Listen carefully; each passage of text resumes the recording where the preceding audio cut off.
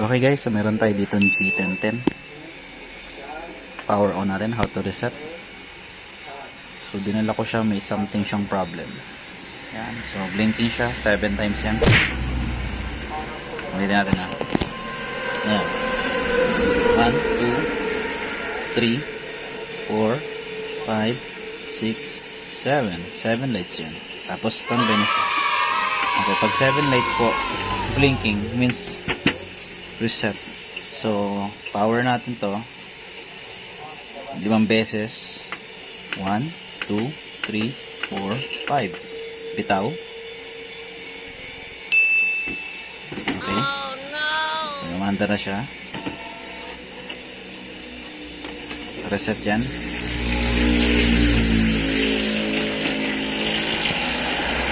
So may problema tayo, nag-blink ko. So actually guys, ganun lang pag-reset ng G1010. Kaso ito ang problema ko. Ayaw niya. Gawa may nadedetect siyang error. So ito yung problema ng G1010. So hindi ko alam kung anong problema. So naayos ko na yung pipe niya. Ayan, nalagyan ko ng laman. Kaya punong-puno na yan. Oh. Ngayon, wala naman. Hindi ko alam kung saan may problema. Hindi ko alam yung code na yan. Madumi na yung linisin naman.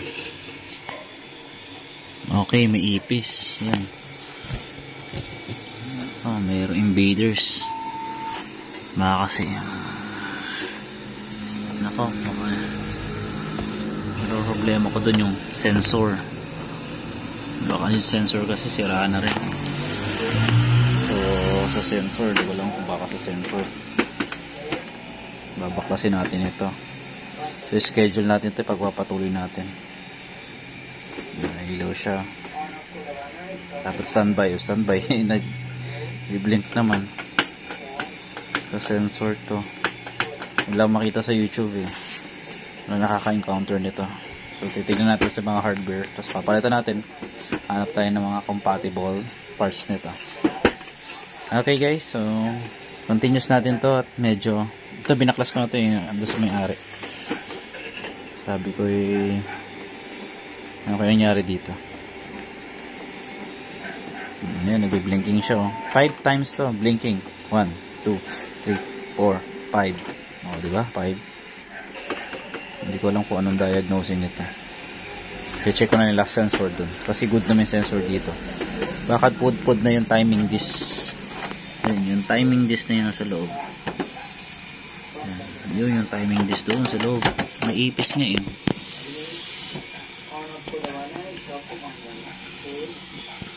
Yun o. Kasi yun ay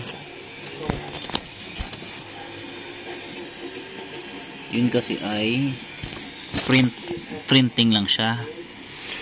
Hindi siya kagaya ng mga Epson na nakapix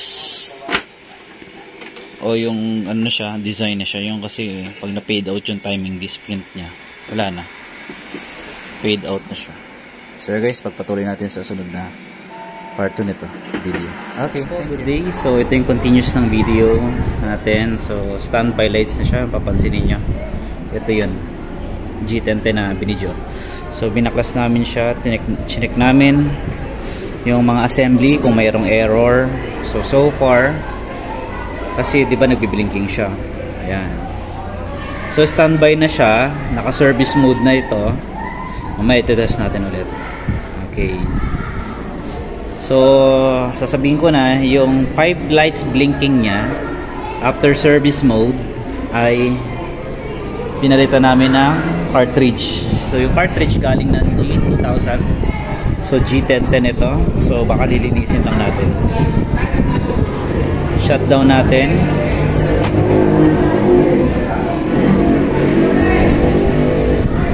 Okay. At pumunta doon. So balik natin to. Tanggalin natin tong cartridge. Up. Lalak natin. Lock. Go-flow.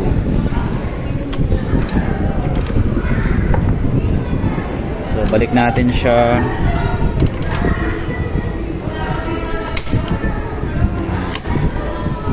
Power on natin. I hope na gumana. Kasi gumana na siya dun. Sana mag-standby.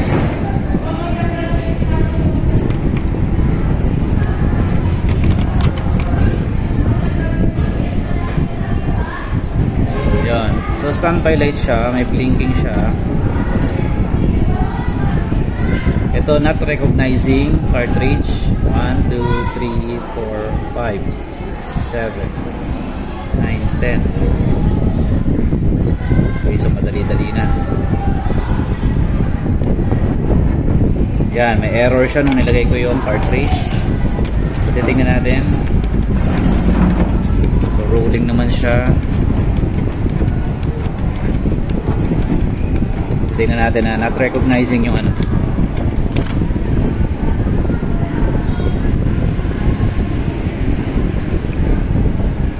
So, sa cartridge lang siya. Patay natin.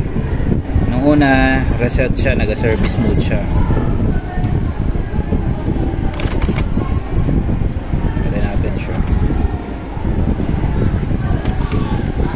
Sa first video ko talagang wala. So buksan natin, naka-shutdown na siya guys. Ito yung original. So mamaya lilinisin natin to. So nandito na lang. So binaklas namin para check lang yung area. So ibabalik na rin namin. Wala naman nakitang issue. Ayan. Power on.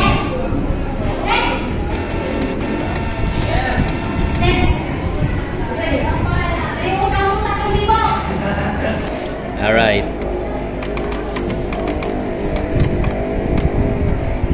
May babaeng nakawala sa kulungan. Okay. Ayan, maingay. Okay. So, in-insert natin yung cartridge niya. Ayan. Titignan natin kung may error. Okay. So, service mode na siya. Service mode to. Ang service mode siya. 1, 2, 3, 4, 5, 6. Service mode. Pero standby na siya. Siguro kakasalpak lang naman.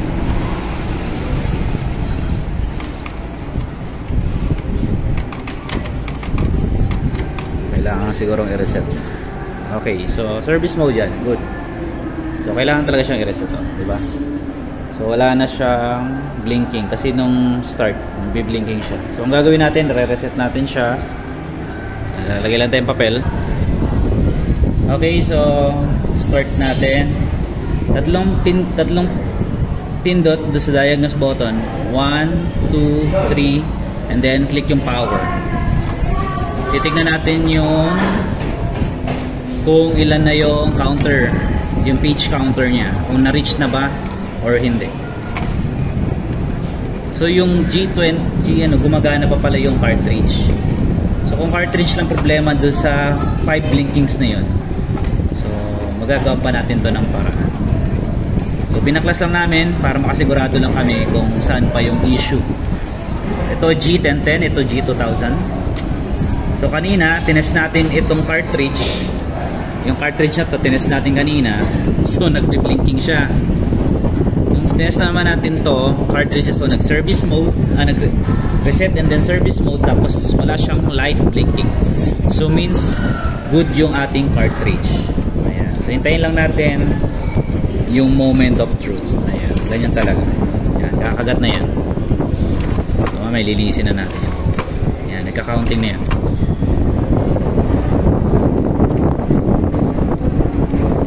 So ganyan lang talaga.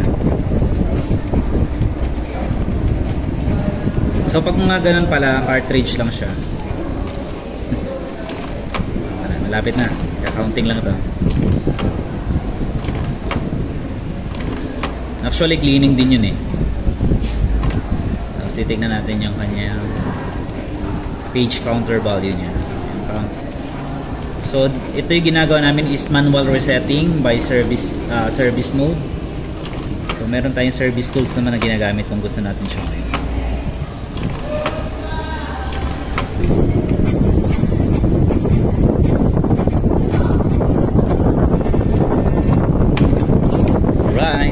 pala yung printer ni ano.